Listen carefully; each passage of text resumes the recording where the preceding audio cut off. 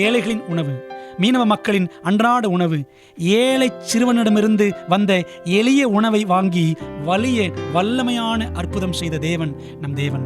பார்த்தீங்களா, வார்கோதுமை அப்பங்கள், 5 அப்பங்கள், இதெல்லாம் யார் சாப்பிடுவா? ஏழைகள் தான் சாப்பிடுவாங்க. அப்போ அந்த பையன், அந்த சின்ன பையன் ஒரு ஏழை குடும்பத்திலிருந்து வந்தவன். 2 சிறு மீன்கள், கருவாடு மாதிரி. சரிதானே? பாருங்களேன், இதை பார்த்துட்டு தான் அந்திரேயா சொல்றாரு, ஏமாத்திரம். ஆனால் இயேசுவின் கையில் போன உடனே பாருங்க, எல்லாரும் சாப்பிட்டாங்க. 20,000த்திற்கும் அதிகமான பேர் சாப்பிட்டார்கள். மீதி 12 கூடை நிறைய எடுத்தார்கள் என்று வாசிக்கிறோம். அன்பான தேவப்பிள்ளைகளே, உங்களுடைய தேவைகள் மிக பெரியதாய் இருக்கின்றனவா?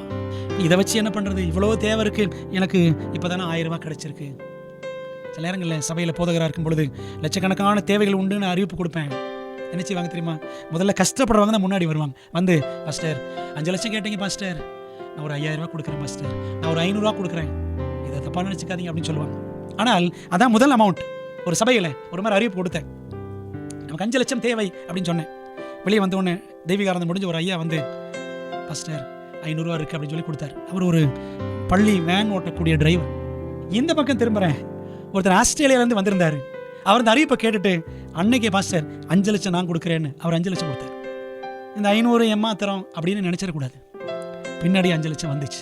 அன்பான தேவ பிள்ளைகளே, தேவன் ஆச்சரியமானவர்.